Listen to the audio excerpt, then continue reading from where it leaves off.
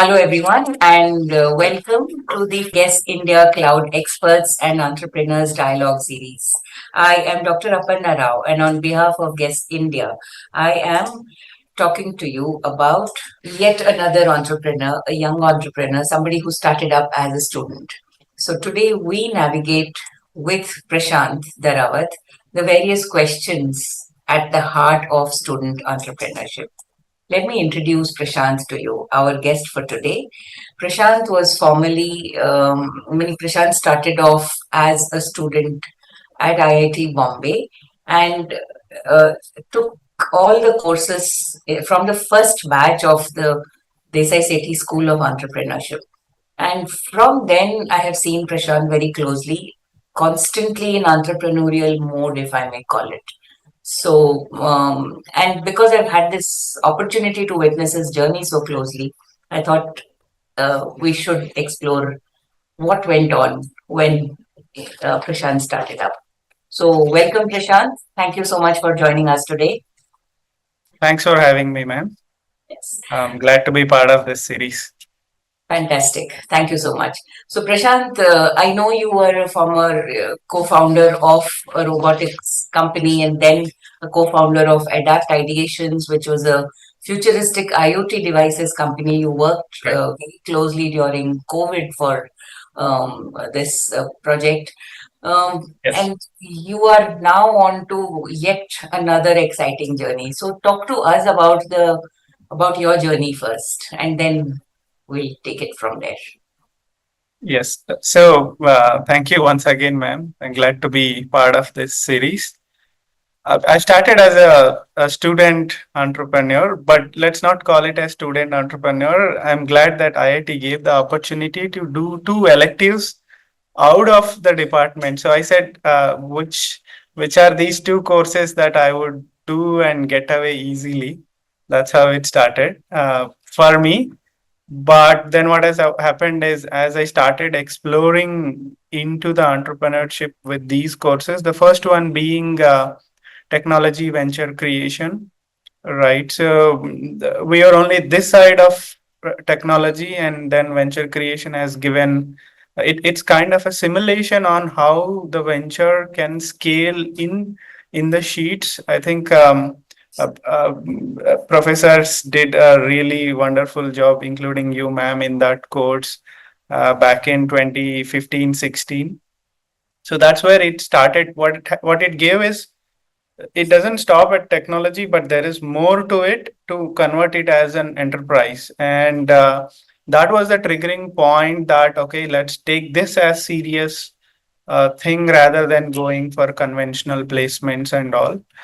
And that's where the journey has begun. So I, along with a senior, immediate senior from IIT Bombay, and with a batchmate, we started a robotics company.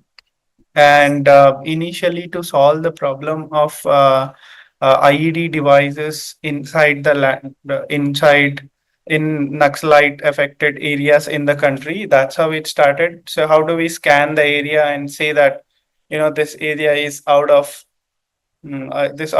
danger, and it is good to explore for our CRPF and Jawans. That's how it started, and we IIT Bombay, Center for Entrepreneurship, and uh, all of these entities helped us with initially the fund office and all of that to build this robot that can crawl, that navigates. Yeah, so what has happened is, while doing that journey, and the helped us to build a proof of concept. Then the CRPF was interested. So what what has happened is, the cycles that we were going and building was too quick to build it as a scalable product, and hence we said, okay, let's. Then I said, this is not the mindset we would build a company with. Then I said, okay, to my other co-founders, that I would want to leave and start something where we can sell the product quickly, because robot is it was it was a big platform, a moving platform, then six DOF robotic arms. So then said, I came out, then partnered with one more batchmate to form this company called Adapt Ideations, to solve the problem of wastages happening in cold chain logistics and pharma industry. So, and this wastage is not only in pharma, but this wastage is in the food sector also. Everything started with the problem statement that about one third of pharma that is produced, and one fourth, one third of food that is produced gets wasted, simply thrown out.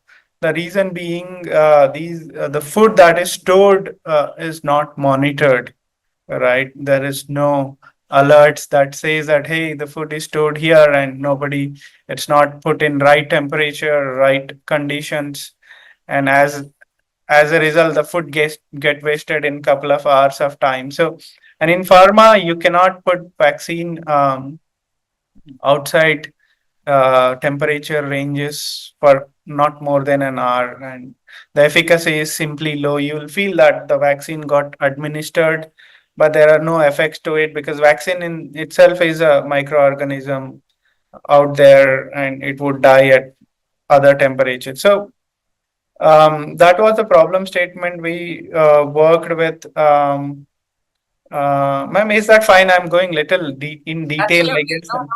This is completely about this. No problem. Please continue. Yeah. Yeah, so the problems, that was the problem statement. Then we started working on a solution. We said, okay, there should be an IoT connected device that would monitor the stationary cold rooms, then monitor the vaccine in transit, then monitor vaccine in distribution and everything. And then all of this would send data to the cloud. We would build an intelligent layer in the cloud, and it would send notifications, alerts, and many a times pre-alert saying that, hey, here is how your distribution going on, here are the routes, right? So, and we got the solution out there. Then what has happened is COVID hit. Then we said, okay, everything is going down. Let's we said, let's only survive, let's see what would happen. Okay, so I told my team, guys, I could only pay half or less than that. If it is okay, let's continue. If it is not, then that is how it is. That's where the situation is. Fortunate that most of my team remained um, intact. So prior to COVID, I happened to travel to Australia a couple of times, work with a major supply chain company over there, trying to understand this problem in detail. So once we have the problem, when we were putting the solution together, I traveled extensively, met at least 50 customers. What are the what are the products that are currently used, and where the technology is going right now, how can we solve? So the current products that are being used is, they use a offline monitoring recorder that would say that this vaccine has come in so and so temperature. Instead of that, we said, why don't we build an intelligent device that would send data always connected and all. So During COVID, you are building the product, or did you have any prototype ready? we had couple of versions pre-COVID already. All right. All right. Yes. Yes. So we did. The product was already there. We could have gone for mass production, but the COVID hit, we stopped it there. So extensive customer visits only gave, then we listed all the functionalities. Okay, here are these kinds of customers, these needs, these functionality. So we used to do it on big A2, A3 size papers, and then map the functionality and say that, okay, here is our product gonna look like. And we built the product, then the COVID hit. And then what has happened is, the major logistics giant in Australia said that we partnered with government of Australia to distribute vaccine across the continent, and then New Zealand government also said the same thing. So they asked us, you will be our monitoring partners across the supply chain. So these countries, Australia and New Zealand, were importing vaccine from different country, and then the vaccine was stored in one major hub in Australia, and from there the distribution would start, and that is where we start monitoring the vaccine. And but we It, got the order, but it means sorry. preparation met opportunity. Your timing must have been very strong, was very strong. Yeah, the timing was very strong. We played completely in our favor. Yeah. Uh, yeah, but what has happened is the chip market has completely went down.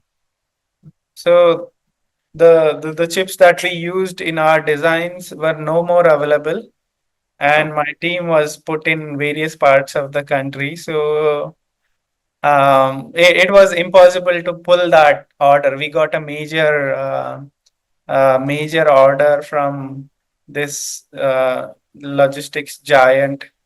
But then how do we fulfill the order? That was the question we had. So yeah, so luckily, the team was so supportive. I'm fortunate to have built that team again. Thanks to because building the team, the emphasis came from my lectures at my classes at School of Entrepreneurship. You used to always ask, "Where is your team? Are you lone team member? Why don't you find a team?" So we fortunate that we built that team, and then the team was intact. So we said, okay, let's build a new product with what is available in the market. So I'm here. I'm here, Prashant. yes, Yes. so we said, okay, we scrapped everything we had. We had done like 6 7 iterations by then. We said, let's scrap everything.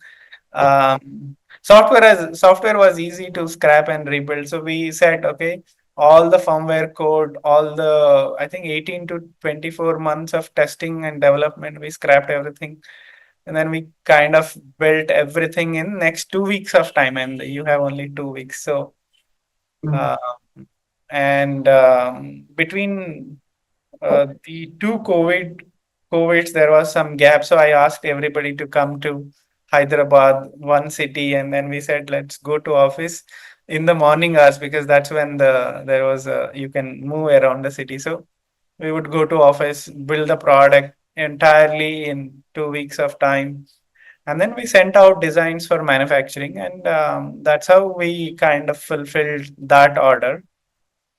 And that triggered a major investment into the company, and that triggered a geographical. We were then only, we had an office in Australia. Then that triggered a office in uh, US, Atlanta.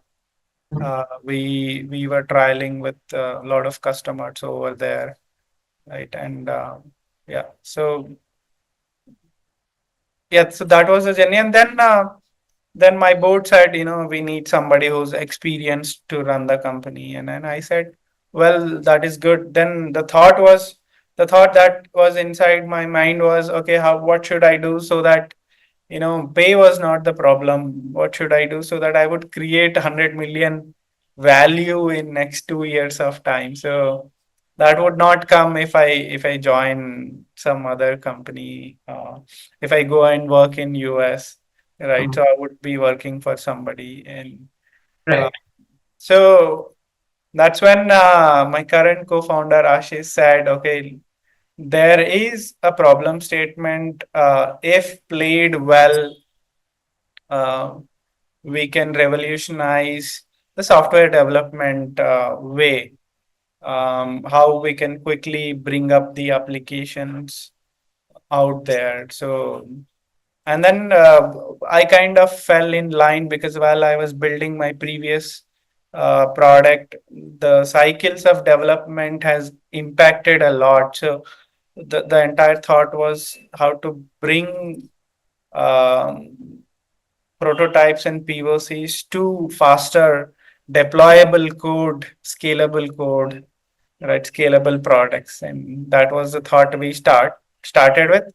Once again, I restarted everything from zero, and in again then when you restart, there is no guarantee that your product would be hit in the first go, right? Right. It's altogether new product, new industry.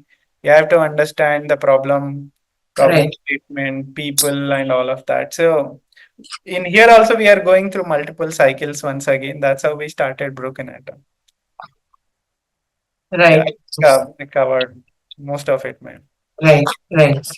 So, Prashant, one question, because you are one person who started up as a student and then you continue to be in startup mode again, meaning I'll Yeah, use the same phrase in the sense that you now know how you want to build from a scratch, and you can right. build from a concept to scale, and then you have the strength and the capability to take a call when you need to exit and then also make a new effort, correct? Yes. So, Prashant, tell us about the key drivers for your decisions. Meaning, when we look at the guest survey, for example, one Right. of the findings was that most of the students, excuse me, most of the students expect to take up employment first and then go into entrepreneurship. Almost 38%, if my memory serves me right, Yeah. are interested in starting up, but they want to do it after 5 years of employment. In your Right. case, it was you have decided consciously not to take up employment. Yeah. Um, Tell us about these, the key drivers for this decision. Um, yeah, so entrepreneurship started for me as a, exploratory activity as first. I used to always think that, so many smart IITians or NITians, major institute graduate, PhDs graduate, and I used to always think, where are all they going? Okay. So um, then I felt, okay, once you are out of IIT, you would work for a couple of years, or we go for masters, do it 2 year master cycle over there, or you work couple of years in India, and you get married, and you fall into the cycle of life, and Right. you're not free until you are 40 or 45, until your kid leaves your home. Right. That was one thought.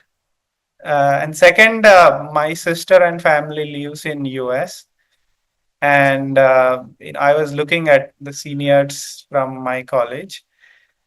Um, what happens is when you go for masters, you need to retain your visa over there. So you'll have to keep trapped yourself for every 2 year cycle. Someone has to sponsor you. You have to work very well for them, right? I would Right. otherwise no one would want you to be there, right? So and then you fall in that trap. I mean, there's good trap, of course. There's good standard of living over there, good life. In fact, it here also you get paid well, and then you Right. get married, and it's a trap in a way. I mean, it's a good trap to have, right? So in both ways it is same. I mean, you fall into the Right. cycle Right. of life. So the thought was, when is the time to explore and learn fast and do things quickly, right? So that is as soon as you graduate. Because the moment you go for masters, if you're then you'll have to take a loan, or there is a financial burden, there is a comparison, right? Right. So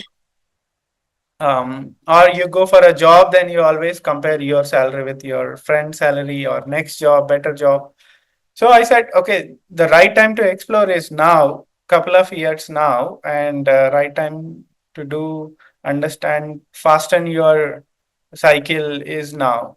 And then as I started that, as I started entrepreneurship, then I realized, okay, let's look at the list of entrepreneurs and what it took them to make an impact in the market. So let's not look at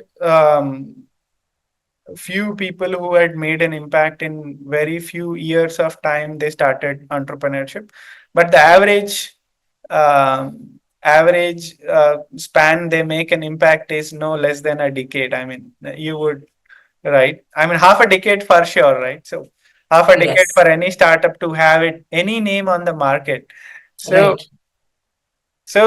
well, when I started, I figured out how to survive first, right? By doing entrepreneurship, you can survive too. So once I've survived, okay, how would I build the consistency and build the company and then, reach that time where I make the impact. So yeah, So so you are a first generation entrepreneur, right? yeah, I'm a first generation entrepreneur in my family. What was your family outlook like towards this kind of a decision? It must have been disruptive Yeah, within the so circle at least. I made some rules. So yeah, definitely, I come from a farming family. So we said, because I made some rules, like I would not take a penny from home. So that would stop half a noise coming from there. And whenever I can, I'll contribute back home. So that would stop most of it. Right. Uh, and then they were always saying, why don't you take up a job and all? I said, how does it matter? I started to earn after 2 years of my entrepreneurship journey. So that 2 years was where I said I'll not take money from home. And yeah, yeah. So they So, were supportive initially. They were suggesting me, and given that nobody is as educated as I was in the family. I mean, yeah. So immediate family was fairly educated, but I think they were okay for me to try couple of years, but in that time I figured out a way to make money. And so yeah, that's right. That's right. my So, father want me to do government job though yet. right. Exactly. Exactly. So navigating through that is not easy, Yes. especially family expectations. So you did have a conversation with yourself, right, to identify how you want to navigate through the family pressure about your decision. Right. Mm. Tell us about uh, meaning that was so much to unpack in whatever you shared so far. Um, three companies. Brokenatom is the third company, right? Yeah. Um, you have also shared how you got into an entrepreneurship course, and the option was that it'll help me get off easily. So Yes. today, as you look back on your journey, are there any regrets? Do you think you would have done things differently? Anything? There are no regrets as such, ma'am. Right now there are no regrets in the journey. I would say it's been like 9 8 9 years since I graduated, but I unpack. I feel that I've gained the knowledge of 30 years working in India, navigating through various parts of the country. Um, so there are no regrets. I know how a Delhiite would behave, how would Mumbaiker behave, how a South Indian behave in a team culture. I mean, when you are talking to people from who do you who customers who want to genuinely support you, customers who want to squeeze as much as out of you. So I could unpack, learn all that experience a conventional person, a MBA graduate would learn in 10 12 years of their career post all these. So that way, learning wise, I have no regrets at all. In terms of money, I guess I made what more than what my friends could make. So there are no regrets that way as well. Yeah. Absolutely, absolutely. So that is Great. So, Prashant, let me give you another statistic from the guest survey. Okay. Yes. So, one of the findings was that 4.8% of the students who responded to our survey are already running a business venture. The global figure for this is 11%. Okay. What do you think should Sorry, change? ma'am, can I get the question once again? Yes, yes. So in the guest survey, the students who responded to us, we found that 4.8% of these students are already running their own business ventures. Right, 4.8% of the students, right? We right, got students from across the country. right. Now, the global average of student entrepreneurship is 11%. Okay. What do you think should be done to improve this number, the percentage of students entering entrepreneurship as a student?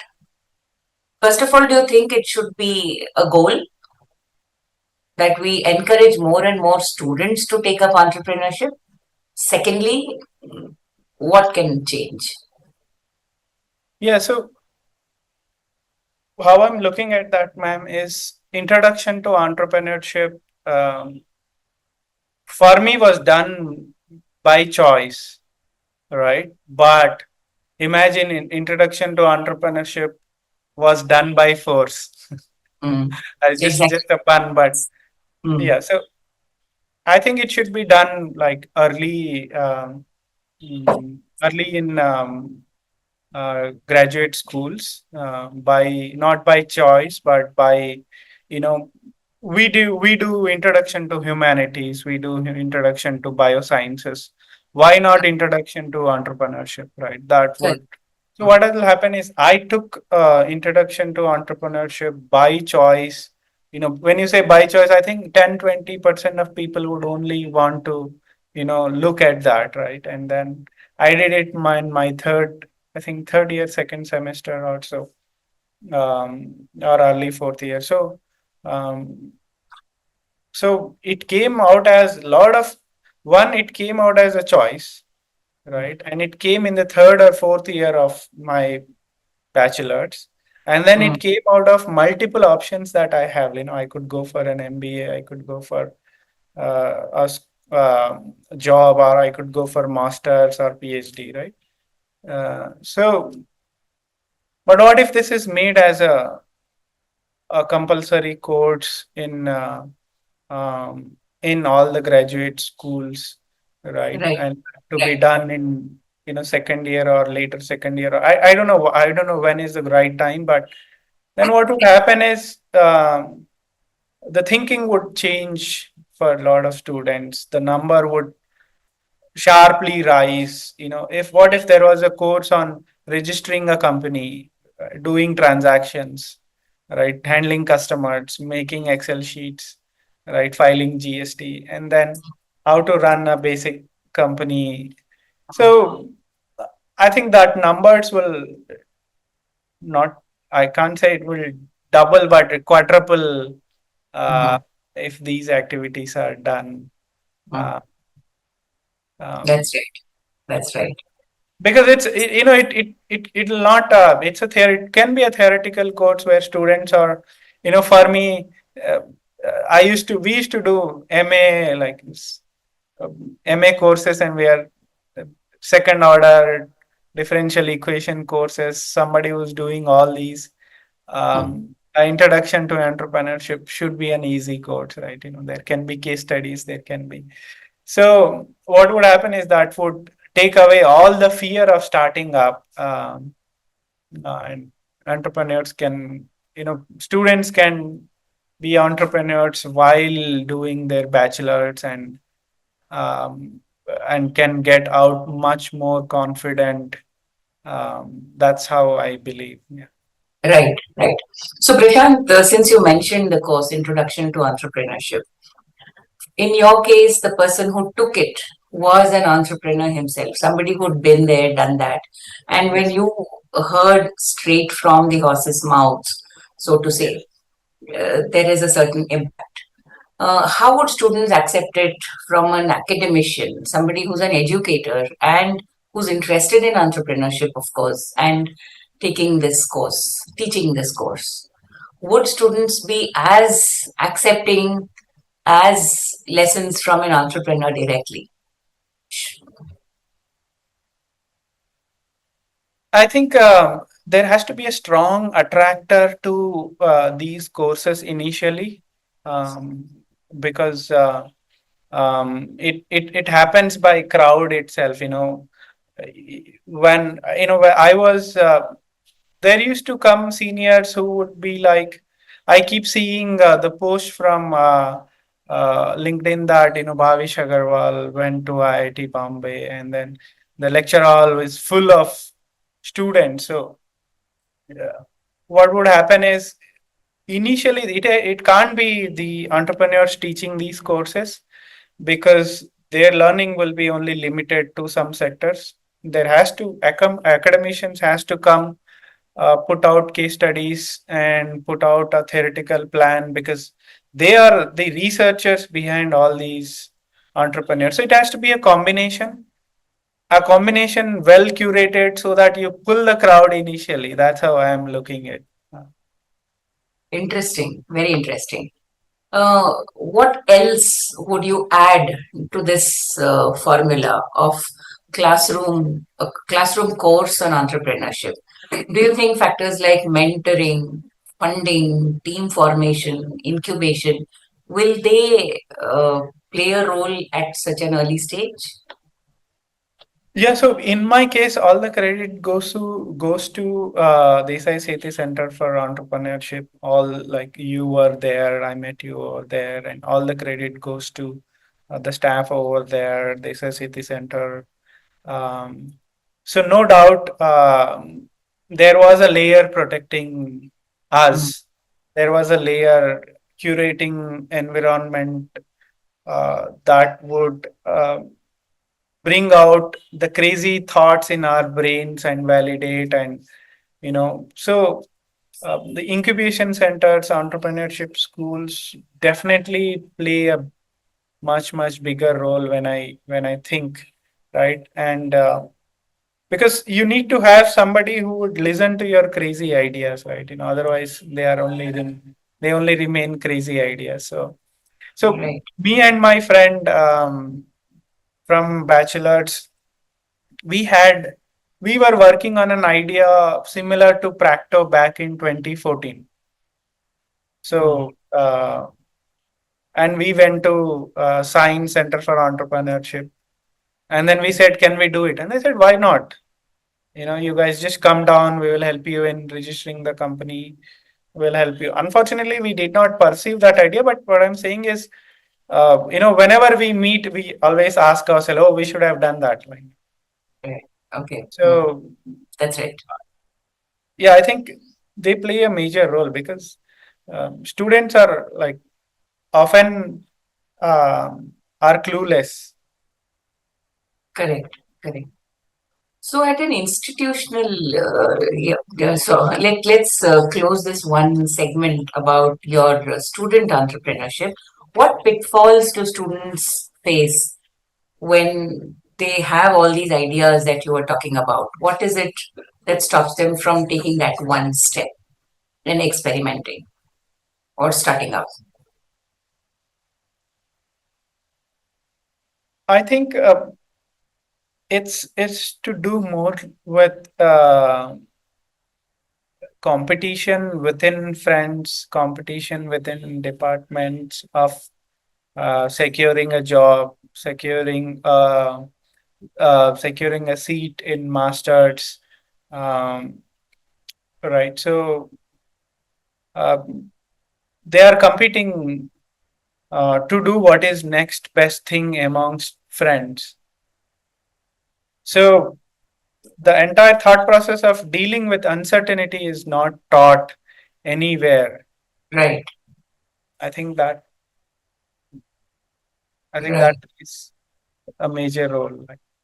Correct, correct. That plays a big role. In fact, yes, that's such a strong insight, Prashant. You, in your first venture that you were experimenting with, you were doing it as a part of your course you mentioned, right? Technology venture creation. Yes. So, you got in touch with the defense. You said the CRPF came in and all. How did Right. you manage that being a student? So we were a team of then we were a team of four people. One of us on the communication side, working with IIT Bombay had made the introduction through their I think there's a center called um, Center for which connects to the industry and industrial bodies. Okay. So they made the introduction and we met. The defense, they work with defense. Yes, they work with defense as well. So they made the introduction and then CRPF had an open problem statement of somebody solving this. And we said we would want to do something in robotics, and why don't we pick this as problem statement? So Mhm. Correct. So let's go to the next part here. What kind of, so the next segment will be related to institutional level or policy level interventions right. that, yeah. So, what kind of interventions do you think will bridge this gap, which will encourage more students to explore entrepreneurship? Yeah, so first, the point number one should be um, should the educational institutions should introduce entrepreneurship, and that is not happening. Like, that is Okay. happening as a choice. You Okay. have bunch of 100 courses to take. You pick one or two, and then the chances are 2-3 percentage. So Right, right, right. the introduction can happen much earlier. The second one is I don't know how this is to be done, but the students' mindset should be changed in such a way that it is okay to have a couple of years of your life to be an exploratory life, post graduation, right? Mhm. When I look at the history and statistics of my the people that I know, right? It's not that everybody who has gone for PhD in a um, you know ranked number one university had done so great a job, right? So there is no standard formula. So the standard formula can be uh, somehow, I don't know, teaching students that they can explore things uh, a year or two post graduation, trying to solve some problem statements, right? So that has to be brought down. That would be my second point. Okay. Yeah. Third, yeah, I think these are the 2 points. Uh, Mm. Mm. So, somehow if yes, sorry, please complete. somehow if these two things gets into the student's mind early, it would be, yeah, the number of entrepreneurs coming out can be quadrupled. Correct, correct, correct. So, Prashant, there is yet another guess finding that I would like to share with you. According to this report, 63% of student entrepreneurs have access to university support Right. for developing ventures, but only 26% of these student ventures get incubation. What are the gaps that you have observed in the incubation ecosystems in educational institutions?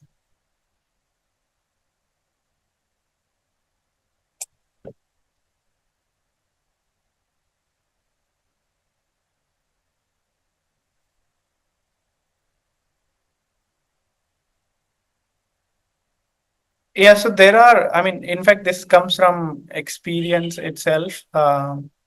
The incubation ecosystem has to um, own the entrepreneurs in the early stage. Like sometimes what would happen is, um, for example, um,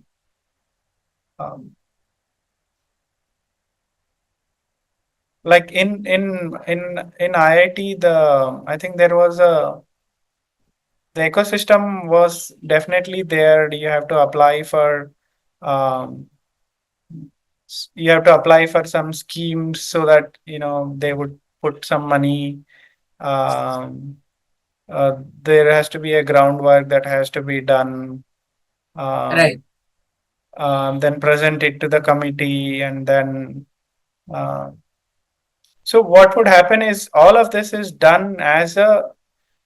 has to be done as an extra activity apart from your academics. Correct. From Exactly. my experience, um, academics was too intensive at IIT Bombay. It was quite consuming. Then you have extracurriculars, then you have friends, right? So when all of us has to be part of your life over there, and then you have to do entrepreneurship. That means you have to pull all together one or two courses apart from what you're doing, right? So um, one incentive for the students could be, you know, just like there was an elective for me that enabled me to take a course on entrepreneurship. Uh, there can be electives that says that, hey, you work on an entrepreneurship idea equivalent to some course, equivalent to some credits, and credits come together for a degree, right? So that can be an so students literally going to these entrepreneurship buildings and then sitting there and working, um, trying building a cult out of entrepreneurship Mm. can be one incentive for students, right? So that they're at least visiting there, trying to do something. Just like I would visit lecture halls for my lectures, but they are just lecture halls. So, but what if Right. a lot of teams working over there in dedicated buildings, and these are considered in the grading system in the point, and then these are attached to these schools are attached to incubation centers, and then right, if there is a journey that can be curated, uh, Correct. that would help a lot, I guess. A pathway within the institution as a A safe, pathway within the institute, safe, yes. a fail-safe entrepreneurial journey. Yes. Right. Right now, with all of that is coming out of a narrow choice to you. Right. Right. So you mentioned IIT Bombay, and definitely facilities at IIT Bombay, meaning resources, is not a constraint in that in IITB. But Yes. what about tier two and tier three cities, or what about institutions within Mumbai who do not have access to the same kind of ecosystem support? Um, what they will really have to pull out budgets and build on this. What is the Right. incentive for them to take it forward for universities or institutions? I think in that would come as a major educational policy change, uh, where these institutes should be incentivized in some way through grading. So I see that these institutions get graded on some metrics, but why shouldn't that metrics be entrepreneurship as a major metric, right? That would change the economy. I feel that way. So um, Yes, yes, yes. True, true. So, what about the private sector, Prashant? We've spoken about the educational sector. uh, sorry, ma'am, I missed something. Yeah. Yes, no, no problem. We spoke about the educational sector. We spoke about what can be done for incubation, what kind of mm, free funding ideas can be implemented, and all of that. What do you think corporations, VCs, and accelerators can do in this space to incentivize either students in educational institutions or institutions themselves to encourage venture creation. I think even in tier 2, tier 3 cities, there are a lot of industries. If these education institutions are somehow able to connect with these industries and get them on board there, so that these people will bring out problem statements to the institutions. That's right. Okay. So the industry will provide the problem statement, you meant. Yeah, so because what is happening is a student like me would never understand. For me, it is a frustrating world, but we would never know what the problem out there is. The Mhm. problem that could pay, right? I mean, that's the basis for entrepreneurship. A Right, problem that is worth solving, that has a market to it, that has right, a scalability to it. So, at any tier city, there can be a combination of incubators, educational institutions, and industry out there, right? Uh, so everybody, incubation center, education is bringing entrepreneurs or students. Incubation is an environment um, they get nurtured.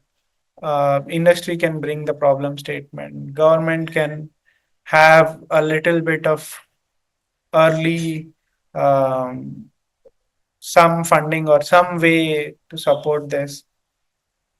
And if this is part of a policy or part of educational rethinking, I believe it can do wonders. absolutely, absolutely. So, Prashant, one last question.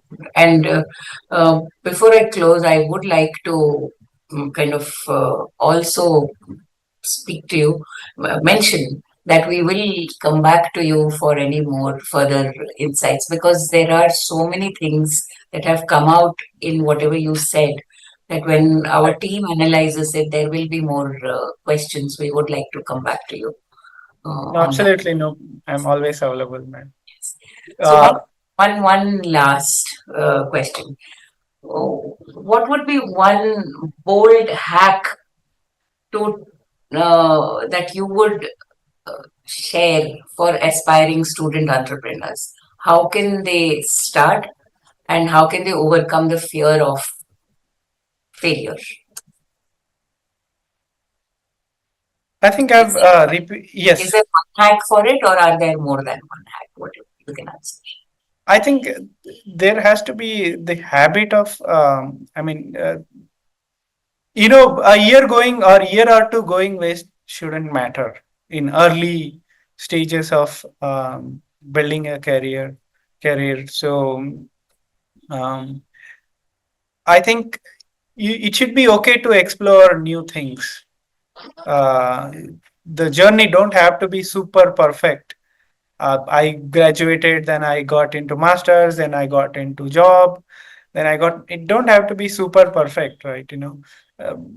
I somehow feel uncertainty is the root for creation and uh, creation of any kind or innovation of any kind. So that would start with the uncertainty the students would want to take at the, and it would have high rewards later on. Right, right. So uh, yeah, yeah, that's what I said. It is okay to, try something new for a year or two. There's nothing wrong. You want to be an entrepreneur in the fourth year because that's a deciding year. Do you want to do MBA, masters, or take up a job? But why not entrepreneurship and pursue it for a couple of years? And there's nothing wrong. As as soon as this thing goes into the heads of student entrepreneurs, the retainership in the student entrepreneurship would increase drastically. Correct. And supposing they don't start up, but they have developed the mindset I think even the problem solving mindset, like you mentioned, identifying problem statements, solving Yes. problems. Even if they've developed the mindset towards that, I think it's a job well done. Yes. Yeah, because once you become a micro entrepreneur, then you would always, when you join a fairly larger organization, you would want to always the problem finder and solver. Um, to this day, I look it that way only. Even today's day, I align my team in what is the problem and how do we solve this. How do we put aside all hierarchical egos aside and get to the problem, solve it in time. That is the mindset. I guess that would help in any profession they take. Absolutely. On that note, thank you so much, Prashant. This was a very rich interview with so many inputs, because it's rare that we get to talk to entrepreneurs who start off as students and build three companies like you have and share so much along the way. Thank you so much for Thank you this. very much, ma'am. Glad to be part of this. Yes, Happy thank you. to be part of any conversations in the future. Yeah, do let me know. Fantastic. Thank you so much, Prashant. Thank you.